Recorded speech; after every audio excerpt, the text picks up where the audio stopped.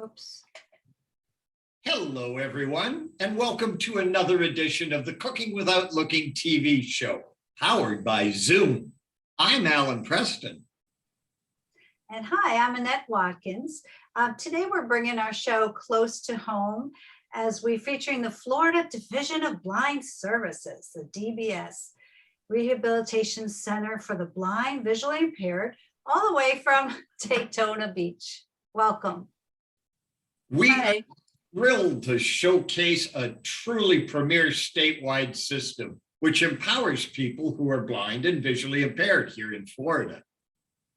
The Florida Division of Blind Services, or also called the DBS, provides services for individuals who are blind or visually impaired through 10 district offices, as well as the Rehabilitation Center for the Blind, the Blind Braille, and the Talking Books Library, a local community rehabilitation center program. The division serves Florida's ages of all ages, including babies to senior citizens.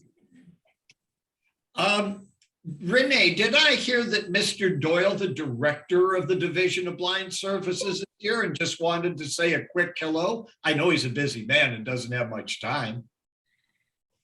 He is there.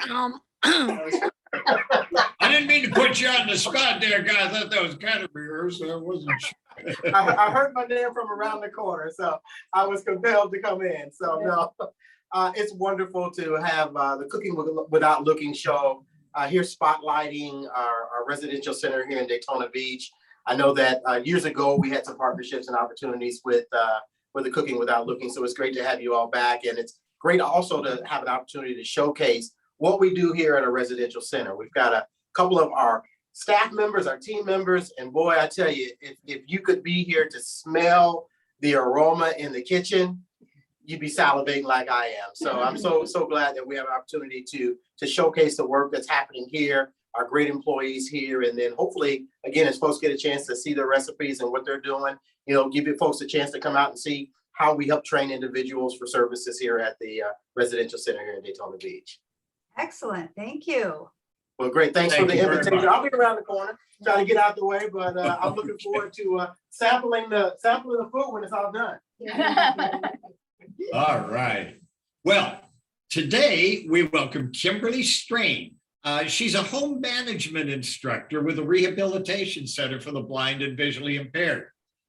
Kimberly, who was diagnosed with retinitis pigmentosus at age 2, that's most all your life, she's going to prepare her Ohh-La-La French onion soup. Ooh, can't wait for Ohh-La-La. And Shamara McCall, a word processing systems operator at the DBS Rehabilitation Center for the Blind and Visually Impaired, will prepare her fabulous cheese lasagna. She was diagnosed with diabetic retinopathy as a young adult, and not too much going on at that age. And plus she got diagnosed as a young adult, and she struggled through a profound visual impairment. In segment 3, Food for Thought, Annette will speak with Kimberly Bonnette. I guess MA Masters, CWIC, I'm not sure. We're going to find out. She's the Senior Human Services Program Manager and Instructional Supervisor at the Rehabilitation Center for the Blind and Visually Impaired Division of Blind Services. And they will discuss how DBS trains and habilitates individuals with compromised vision. And as always, we would like to remind everyone that everyone here on the show, Alan and I, and any of our guests are blind or visually impaired. So, Annette, let's get started with our very special Florida Division of Blind Services edition of the Cooking Without Looking TV show. Okay, great. Thank you, Alan. We would first like to welcome right now Kimberly Strain.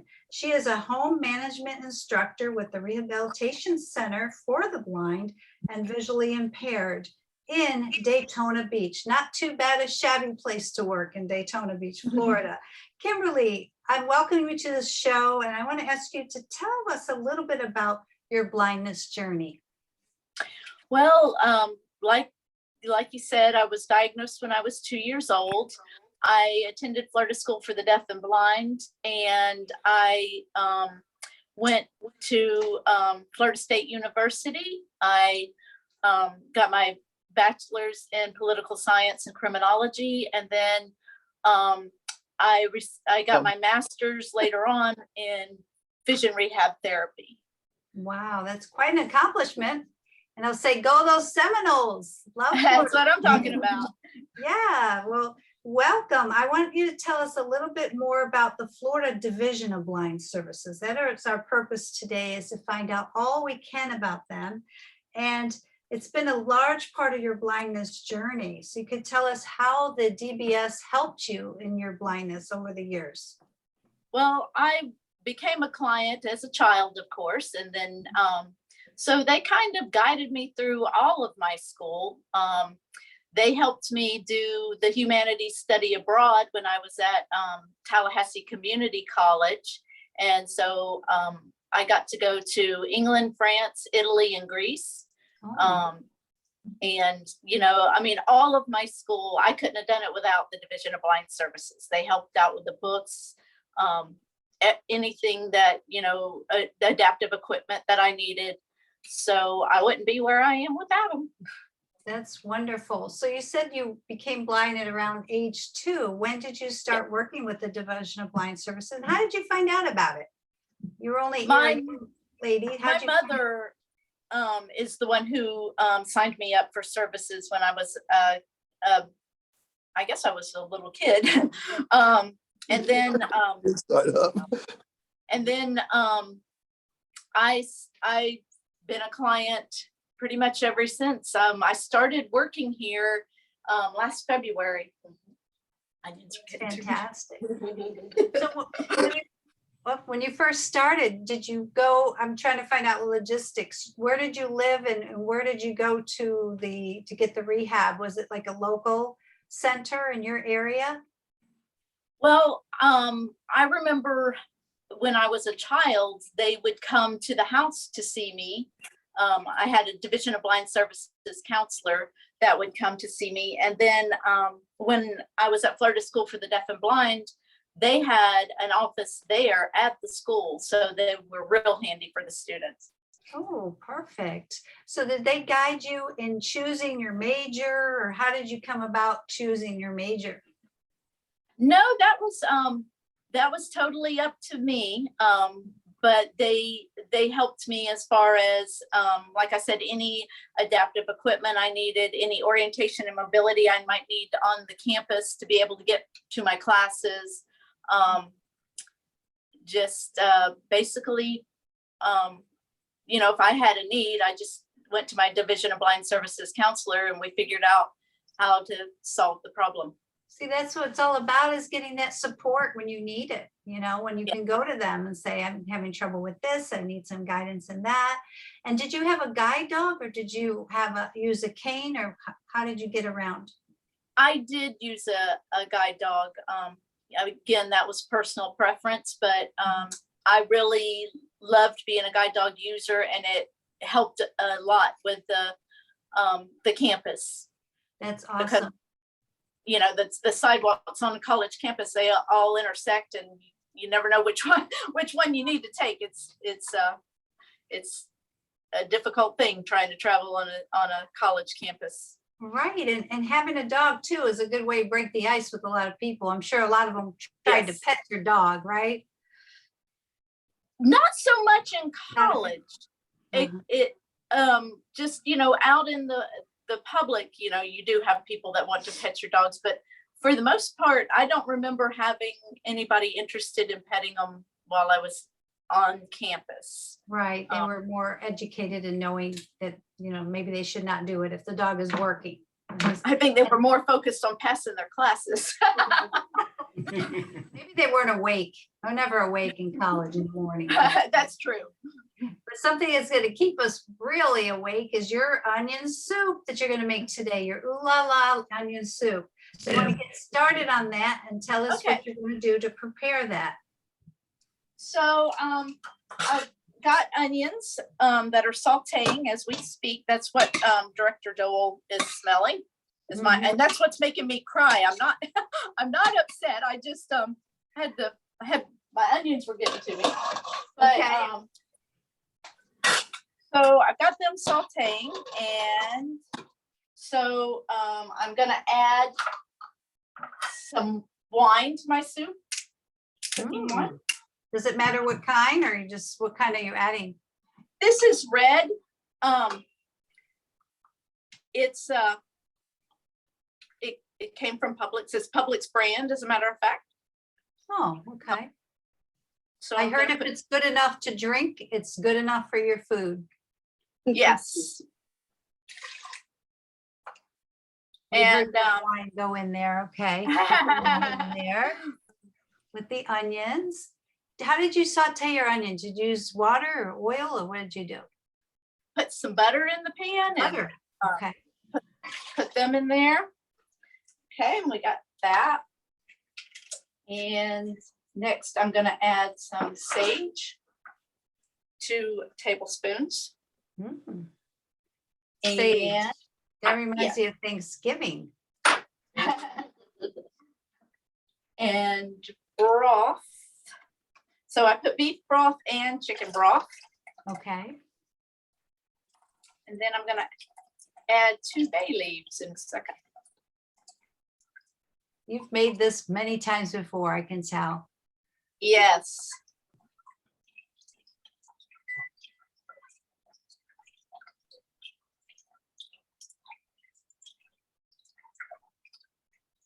That pan doesn't look very deep, but is it?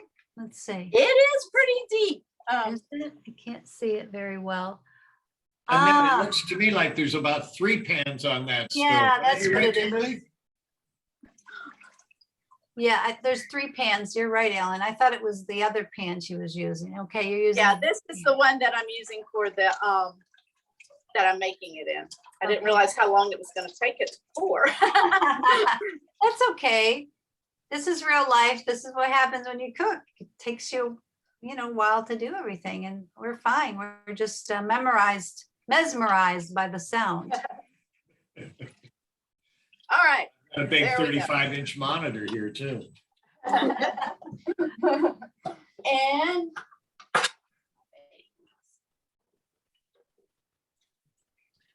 And so I have my bay leaves labeled with Braille, so I knew what I was getting when I pulled it out of the cabinet. Mhm. And the DBS taught you how to do that? Yes. Did you learn Braille through the DBS? They, well, during my time at Florida School for the Deaf and Blind, but they're the ones who actually, my mother didn't even know about the Florida School for the Deaf and Blind. It was my DBS counselor that let my mother know. Oh, So- fantastic. Alrighty, so my onions are about ready to go in. So I'm gonna transfer them. How many onions did you use, Kimberly? 3 large. 3 large onions? Okay. That's what's giving it all the flavor. Oh, I was trying to get them hot.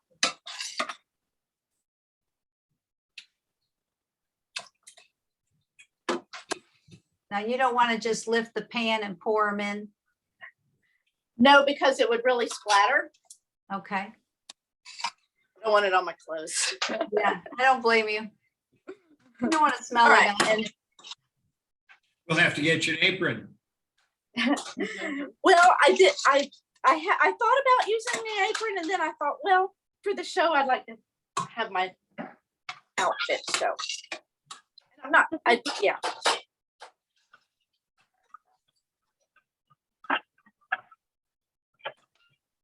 All righty. So now I'm going to put my my bread in the oven. Gosh, that's a lot of onions. A lot of onions. Everybody in the whole building's wanting onion soup and lasagna. So we had to make a lot. Mhm. So turn that on. So I have bread with cheese that I'm gonna put in the oven to toast on the broiler.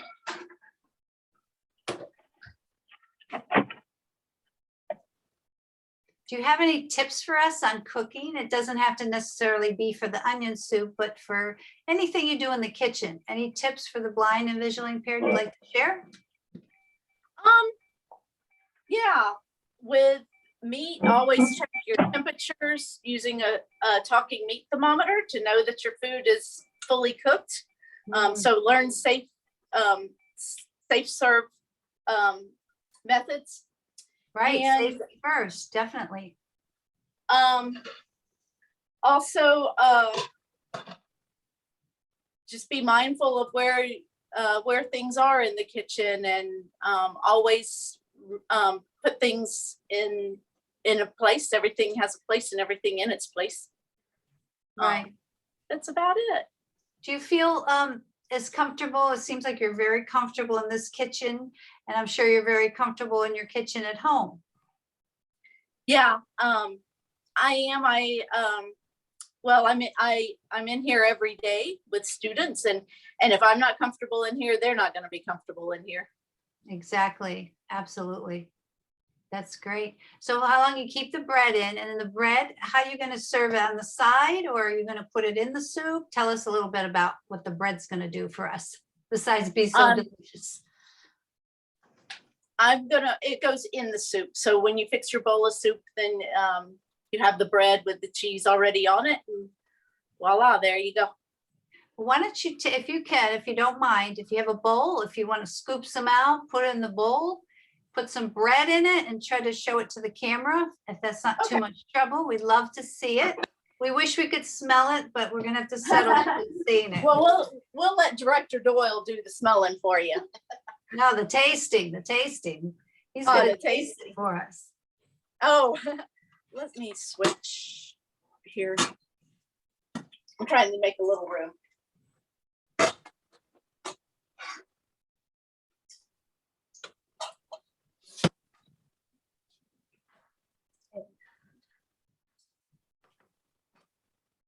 The goals are right there.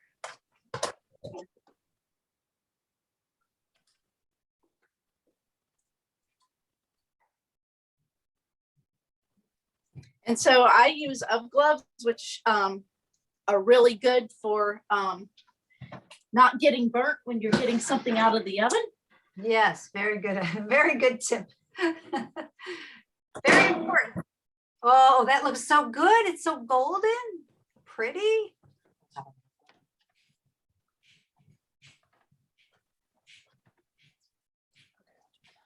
All right, so let's have some soup. Yeah, let's have some soup. No soup for you.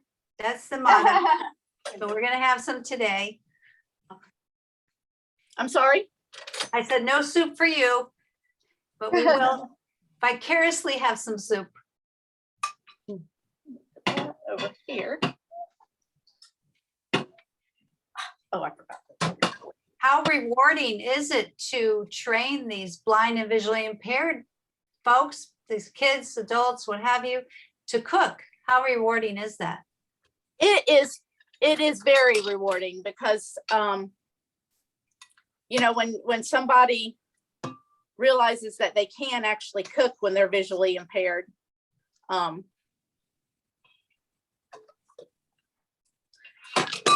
it's a good feeling for them, and helps them become more independent. Oops, that's okay. That's okay. We know he's a little nervous being on the camera, so It is. that's actually a natural part, things that happen in the kitchen to everybody, even sighted people drop things and can't find things. And so far that looks so good. All right, let's put some bread in here. Yeah, put some bread in there. Let's get it going. Is the director, Mr. Doyle, going to come out and taste it on camera? Where is he hiding now? I don't know where he is now. Okay, well, he'll have to have it later. We wanted him to test it on the camera, but We're gonna let them slip by. Now hold it up, hold it up a little higher, hold the plate up a little higher. There you go. Perfect. And tilt it a little bit towards the camera, away from you. That's perfect. Wow, that looks so good. Oh, wish we could taste it. It looks fantastic. Kimberly, thank you. Thank you so much for sharing your recipe with us and your tips for cooking in the kitchen from the Division of Blind Service Rehabilitation Center in Daytona Beach. Any final words, anything you'd like to share before we leave? No, nothing I can think of, but it was fun. Yeah, well, keep up the good work, okay? Okay, thank you. Training those people, because everybody has to eat, blind and visually impaired, we all have to eat. And you perform a very important role there at the DBS. I'd love to come visit sometime and maybe bring our show there and test out your kitchen as well. That would be fun. Thank you so much, okay? Thank you again, All right. Kimberly. Bye-bye. Bye-bye. Kimberly, before you go away, I got a quick question for you. Has nothing to do with French onion soup, but are you still? Are you still using your guide dog? No, I've had 5. Oh. So now I'm a cane user. I just I don't travel as much anymore, and work keeps me busy. So I felt it was time to go back to the cane. I do understand. I have a guide dog. Thank you again. Yeah, they're sweet, and it's a nice way to travel. Yes, they are. Thank you again, Kimberly. Uh-huh. Now, let's meet Shamara McCall. Well, Shamara. Hey. Shamara, share with us a little bit, if you will, about your journey through blindness. There's my bell dog. My journey started about 10 years ago, give or take. I was diagnosed as a diabetic at 7. So by the time I got to my 30s, my kidneys had started to shut down, and it pretty much took the vision with it. So I'm not totally blind, but I'm visually impaired. I'm from Virginia, so when I had to go through, I had to have a transplant.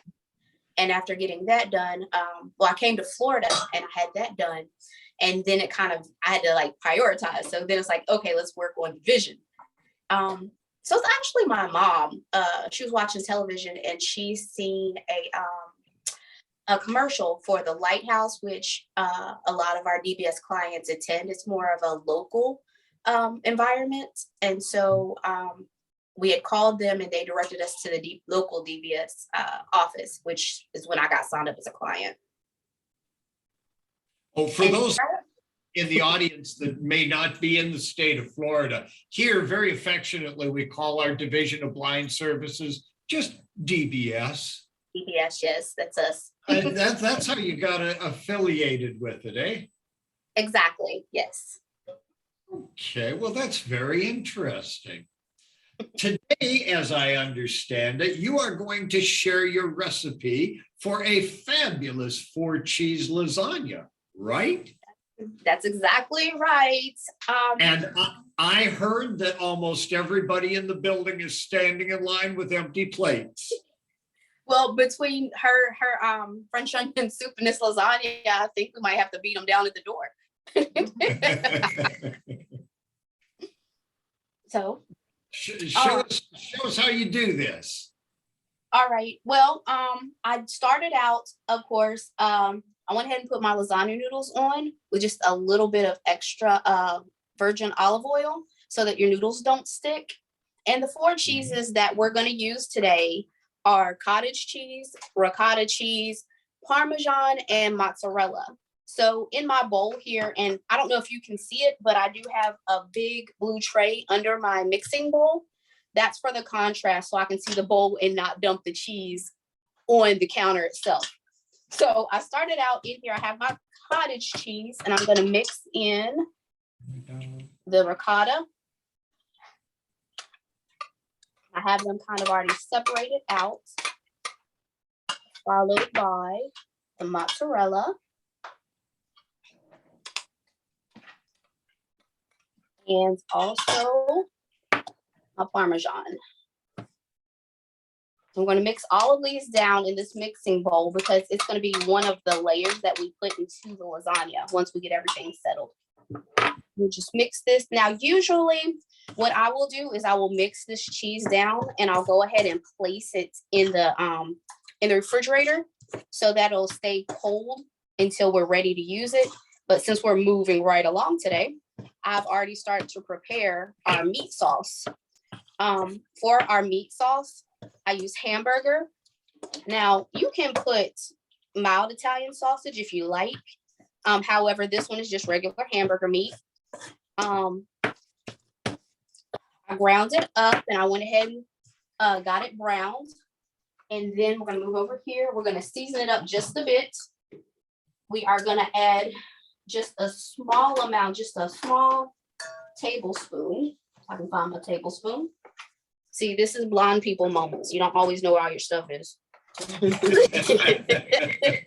Best memories sometimes fail. Hey, it happens. We're all human. So get a little bit of your minced garlic and you'll sprinkle it over your sauce. Because I like Prego, but of course it's really up to whoever's making it. I like the Italian meat sauce from Prego, but you don't have to use that. It's your choice. And then also I'm going to use adobo with the red top. It's a seasoning salt. And how we do it, you pour just a little bit in your hand and then you'll take and pinch it. And you'll pinch it over your sauce. And then if you have anything left over, I keep this bowl right here, this little bowl, and I'll just put it in there. So it's a little bit of a waste, but not bad because you know you don't want to over season either. Have a little bit of garlic powder. Same thing. I'm just gonna put some in my hand and pinch it over my sauce. And then the last one I like is the cracked pepper. The cracked pepper that I use is the grinder. So my audio description, if you will.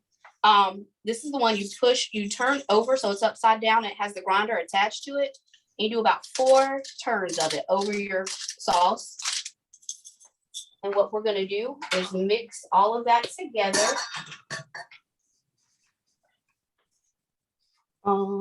Spoon. So we're gonna mix all that together.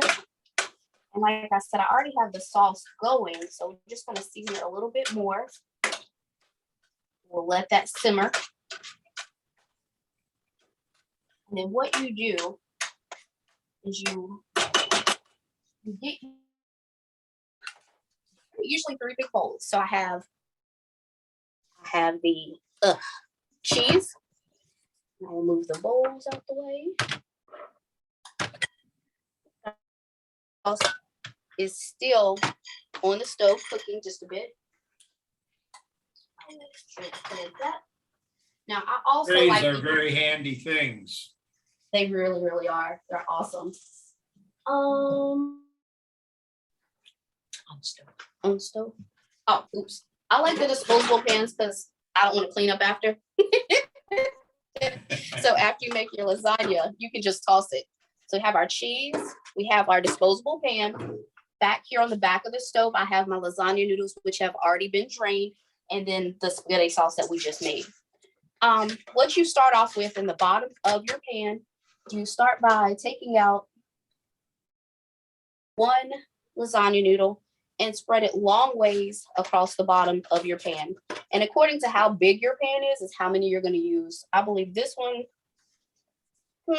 it might take 3. And then we're going to, after we line, well, my noodles are sticking together.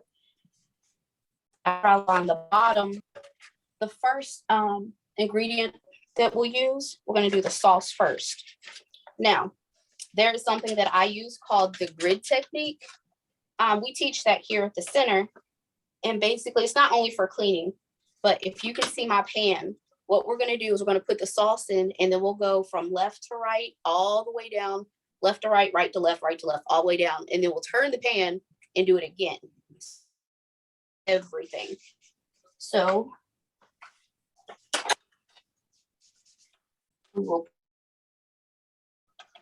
this, as long as you hold your pan with one hand, you can just plop it in there. You don't need to see for that. Just put it in the pan, wherever it'll go.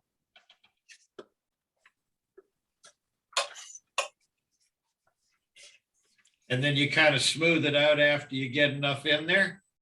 Exactly. And like I said, that's the grid technique what we're going to do. What I'm doing is I'm going from, I did it from the left to the right, but I meant to say, we're going to go from the left to the right, and then you move down. You go from the left to the right. I don't have enough in here, so I'm going to put a little extra more. How do you know you don't have enough in there? You can feel it? And I'm cheating. I have a little bit of vision. Ah, okay. So do many of us. I do too. So, use what you got. Okay, because you know what? The layers will catch it in the end. So it doesn't really matter because it's all going to meld down together. So That's after we right. put the one layer of our sauce, we're going to put a layer of the cheese. And of course, the cheese is going to be a lot thicker than your sauce is because it's cheese and it's wonderful. And it's been sitting in the refrigerator for several hours? Not several, maybe about half an hour, 45 minutes, give or take. It depends on how fast you can put the other things together. But because okay. I like it chilled. So it's one, and this is the easiest part in this recipe. So it's the one thing I do first because I like it to be cold in the refrigerator. Let it go. There we go. And the same thing, we'll just, like you said, we'll smooth it using the grid technique. But this time I didn't use it. Yeah. So we will spread from left to right or right to left, whatever you prefer, all the way down the pan.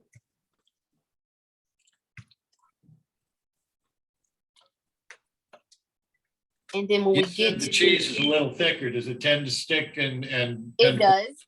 Yeah. It You gotta does. kind of That's why get a feel I keep for it, moving right? around. Yep, exactly.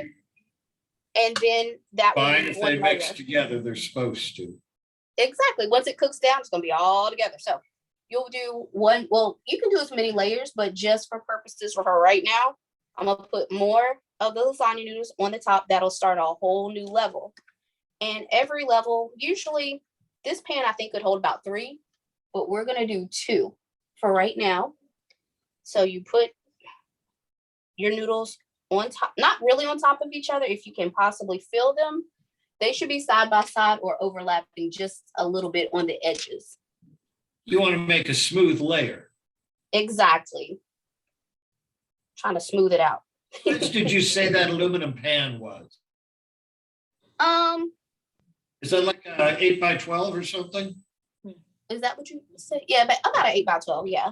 About an 8x12. Okay. And so after you complete all of the layers that you're gonna do, you will cover it complete with mozzarella cheese all the way across, and we will cover it with foil. And after we cover it with foil, we're gonna put it in the oven at 375. At that point, we will let it bake for 40 minutes. Then you'll remove the foil that is on top and let it cook for about 10 or 15 more. So it'll brown and be really, really pretty and crispy. And then you'll pull it out. And I too use the UGG gloves. We all do here at the rehab center. They're just excellent because you shouldn't really be able to burn your hands. And it's very, very important because you know how hot the stove can get. So with my jazz hands, I'm gonna open up the oven and pull out my lasagna. It's gonna be very, very, very, very hot. So you need to let it set for about 10 to 15 minutes before cutting it, and it can serve up to 12.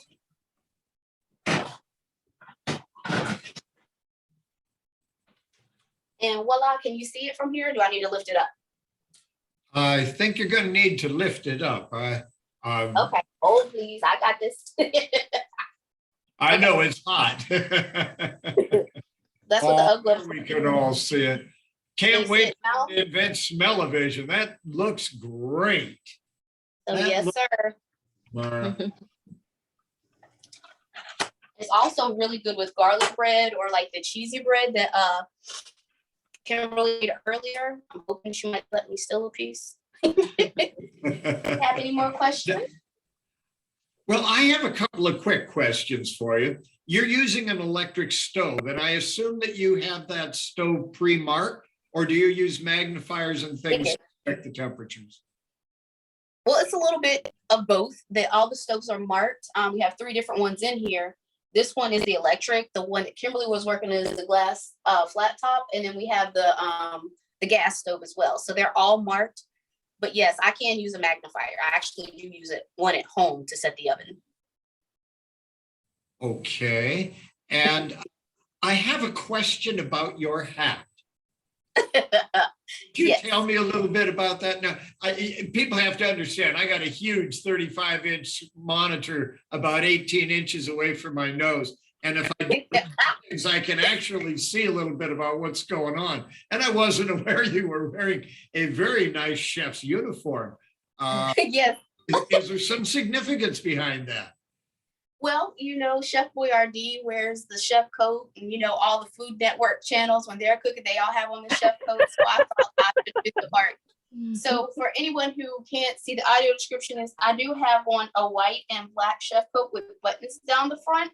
I also have on the chef hat that looks like the Pillsbury Doughboy. So it's like a muffin on top of my head, but it's all white. That's really pretty cool, Shamara. Thank you. So much for the recipes and preparing them. I wish we were there to share them with you, but I know that Mr. Doyle and all the staff are gonna love it. This has been awesome. Okay, both of these recipes from today's show are available on our website. That's www.cookingwithoutlookingtv.wordpress.com. Annette?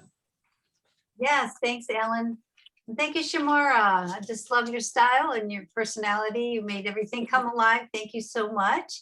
And now, last but not least, we're going to be speaking with Kimberly Bonnette. And Kimberly, you look like you're ready to cook over there. Standing there. Look at you, all pretty and white. Oh, thank you. I love your sleeve on I magnified this. It's great. I could just press down the shift and make it nice and big. I have quite a few, not a lot, but quite a few clarifying questions for you about the Division of Blind Services. First, Sure. I want to formally introduce you, and you got to help me out with these initials because No worries. initials after your name, I'm not sure what they mean, but I know they're important because you're the instructional supervisor over there at the Division of Blind Services Rehabilitation Center. Kimberly Bonnette, MA, you have an MA, which is the Master's. Master of Arts in Vocational Rehabilitation with the concentration in orientation and mobility for the visually impaired. Okay, are you visually impaired yourself? I am not. Okay, okay. Well, that's explains it why you're the supervisor. You're watching over everybody, aren't you? Now, there's initial CWLC. What is that? That is CWIC. I'm a certified work incentive counselor.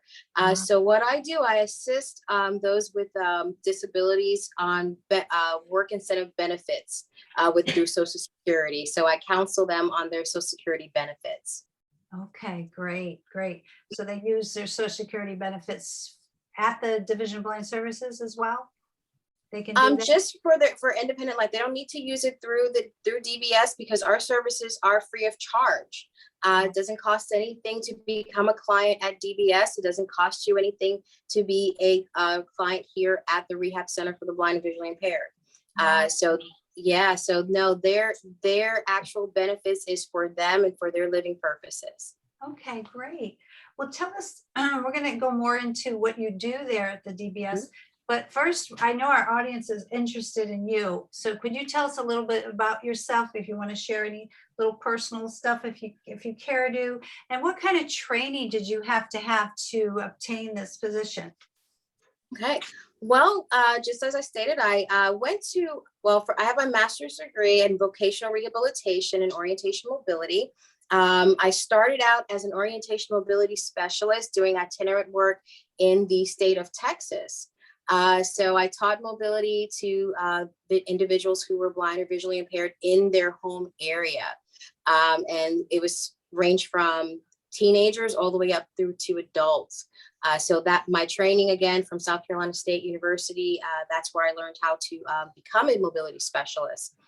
I've worked with the Department of Defense, Department of Health agency, as well as different state agencies due to my military travels as a military spouse. So I've been all over, but I have settled here in the state of Florida and couldn't be more happier. I love working with the clients here in the state of Florida and love working here at the rehab center just to continue to work and do the work that I do, that I've trained to do, helping our DBS clients. Right. And tell us, how do you help those individuals with compromising vision? Give us like in a day of a compromised individual, what would you do? Typical Well, day. what I would say is here at the rehab center, so what we do here, we are a residential facility. And what makes us so unique is that we are here teaching individuals who have lost their sight to become independent. They are here, they're living on our campus 7 days a week. They're training with us 5 days a week from 8 a.m. to 4 p.m. But it doesn't stop there. They have homework. So it's just like kind of going to college, but as an adult. And so, yeah, it's great. And we train them on everything from home management, what you guys are seeing today from Shamara and Kimberly. We also train them on personal management, learning how to clean your home, how to do the different labeling that you all were talking about on the stove, on how to mark and label certain things, how to label your clothing, how to medication management, how to fix things in your home on your own, how to clean your own home. We also teach Braille. If you notice what Kimberly stated earlier in reference to her labeling her spices in Braille, we teach our clients that as well. But also we have access technology as well, where we teach them how to use a screen reader, how to use magnification, learning all the different computer skills that they would need just to be able to go out into society to gain competitive employment. But most of all, we also teach them orientation mobility, which is my baby, where it's really just the independence itself, because without orientation mobility, you wouldn't be able to get around in your own environment or even out in the community itself, or when you get that job, that your dream job that you landed, to be able to get around that job site as well. So those are things that we teach our clients here. Again, like I stated, we are a residential facility. They are here in Daytona Beach. Can't beat a place like this. They get to go out, we do recreational activities, go out to the beach, different restaurants, different, and just immerse ourselves within the community, and just allowing a person who at one time probably thought that, you know, hey, I don't know if I could go on since I lost my vision. But when you get here to the center with like-minded people, with individuals who are just like you, and you realize, hey, I can do it. I can be independent, and I can do anything that I put my mind to, because, hey, I've got people here that've got my back, and I'm going to be able to get through this, and I can do anything I want. Wow.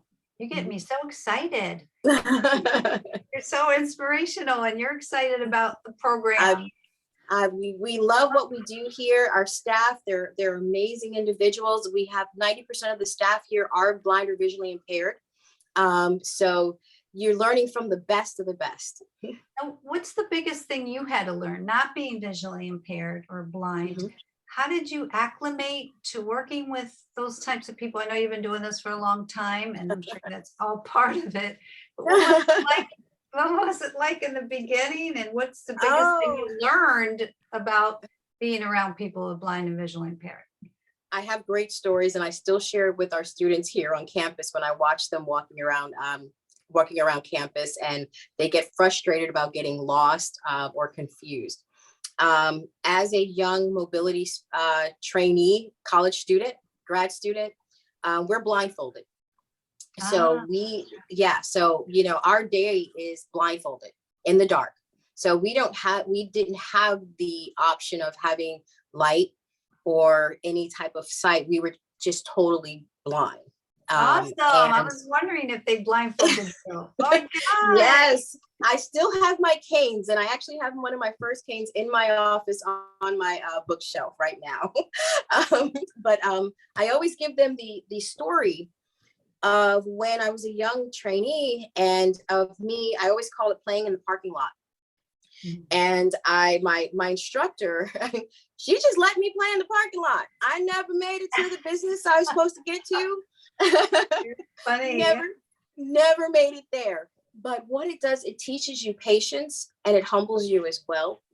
And it allows you to relate to those that you are trying to train yourself. And you have a better perspective of what those that you are training are going through. So as I said, I love what I do, and I understand it, and you couldn't ask for a better job.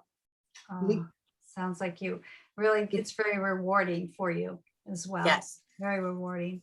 What has really touched your heart? I mean, you touched on it today about bringing someone to confidence, to be able to have mobility out there in the world as well as in their home. What has touched you the most about this position, helping the visually impaired and the blind? One I will say is when a new student comes into the center, and they're kind of like a baby, and you're sitting there and you're teaching them first how to crawl, then you watch them walk a little bit with it, just a little stumble, but then at the end of their training, you watch them just standing straight up tall, with their head up high, with the confidence that they have. And it just touches me. I mean, not every student you will get that from, but when you do get those students that come out, like for instance, like Shamara and Kimberly, who were students here themselves, and to watch them blossom and become competitive employed, it touches you. Wow. It moves you, and it gives you that sense of accomplishment that you know that what you do does matter. And it keeps you going, and you can't ask for anything more. Yeah, very good. I was always interested to know, like, if someone is visually impaired or blind, they want to go back out in the workforce. Do they contact you first, or do they go to an employer? Are some employers resistant? Do you have to contact the employer? How does that all work?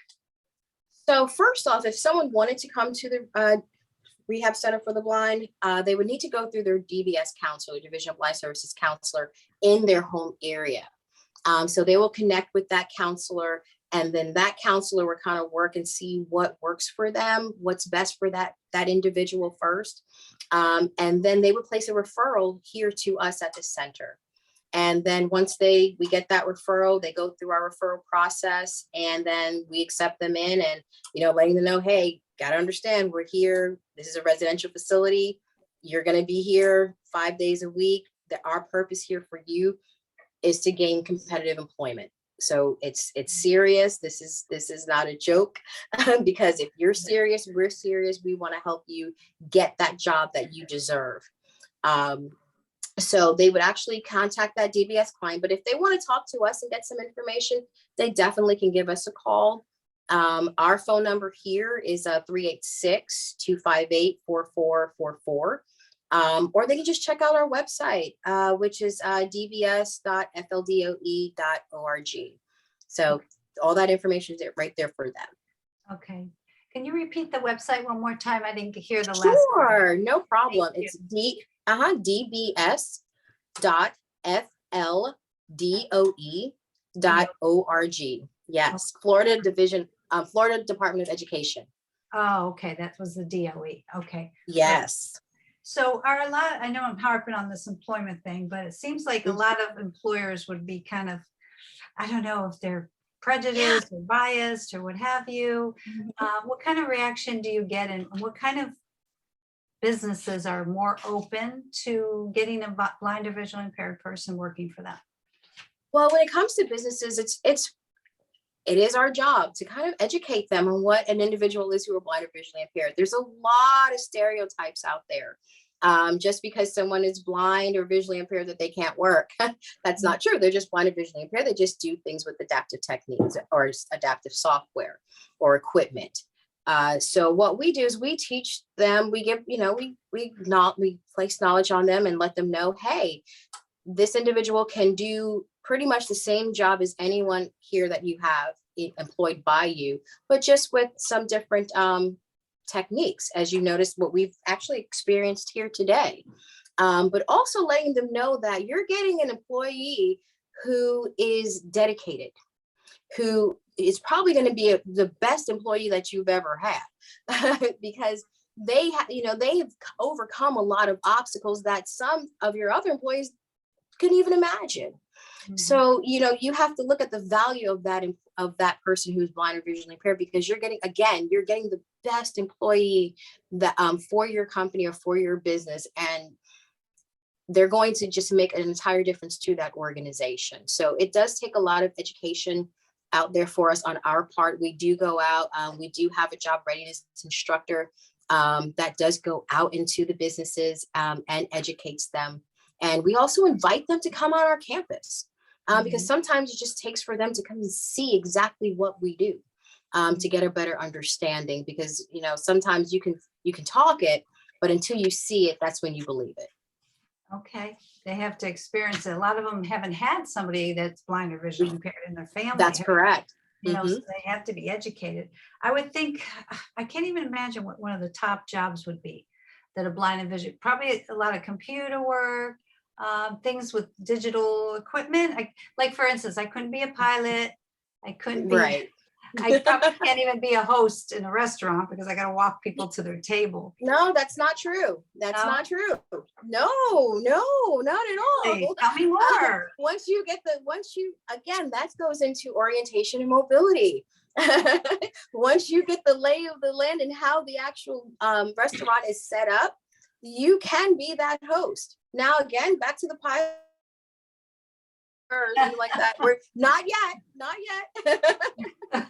but no, right. But again, there are so many things. I mean, you have individuals that work for NASA, for the FBI, for Microsoft, anything that you can think of. So right. There's so many possibilities out there. Again, and that's what we're teaching here. For instance, we're getting ready to start a new program with the CompTIA certification. I mean, these are the individuals that you go to for your networking, your IT resolution. So this is the things that we're doing. Website developers. I mean, you name it. There's just a vast amount of opportunities out there. Right. There was something on 60 Minutes or 2020. It's a gentleman that was an architect, and then he went blind, and then he would design these buildings, especially for people who are visually impaired or blind. And he still enhanced his architectural business, and it was amazing to watch the story. It was just incredible what he could do.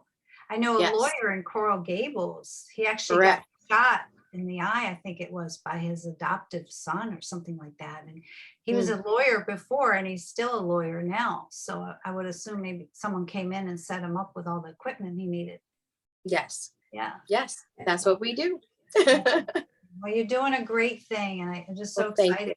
I want everybody to go to your website again and www.dbsdoe. Florida Department of Education, FLDOE.org. Excellent. So there's no cost for this, any costs at all? I mean, they have to bring all their personal stuff, of course. And again, how long are they staying there at the resident program? Well, each program is individualized because, you come in with different types of skill levels when they come into our center.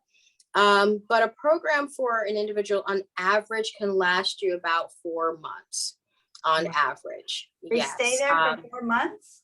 Yes. Now they can go home. They're allowed to go home. They can go out on their own. These are adults. So some of our students do go home on the weekends.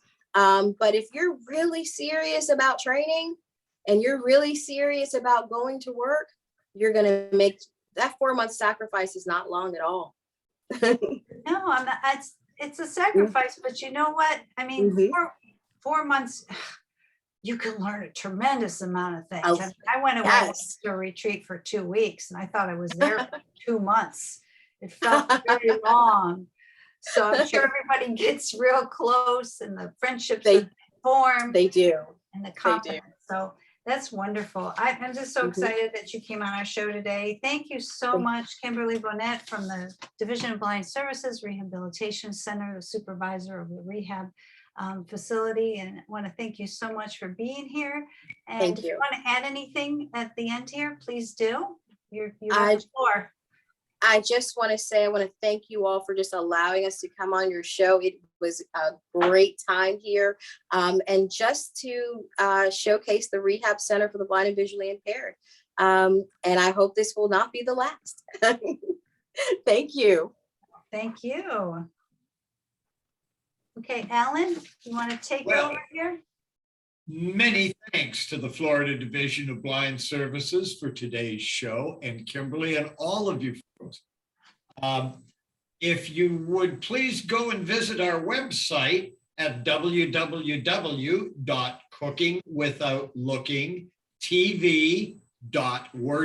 www.cookingwithoutlookingtv.wordpress.com for today's recipes and lots of other wonderful information. Yep, definitely should do that. Also, I lost my script on my phone, but I do remember that I want to tell you, if you want to watch any past episodes of Cooking Without Looking, please go to our YouTube channel because they're all there for you to watch. I know you want to watch them on a Saturday night with a bowl of popcorn that you made there at the Division of Blind Services. And also, if you like our podcasts, well, we do have a wonderful podcast. Renee hosts that podcast. She has amazing guests on there, all kinds for every range of visual impairment and blindness, telling their stories and telling what they do and how they accomplish what they accomplished. Very inspiring. That you would go to your favorite site for getting podcasts, whether it's Google, whether it's Spotify, Alexa. You could even say, hey, Alexa, play Cooking Without Looking podcast, and they'll come on. So you don't even have to see anything. All right. Well, thank you all for joining us on the Cooking Without Looking special Division of Blind Services episode. And y'all have a great weekend. Thank you. Bye for now. Bye-bye. Bye.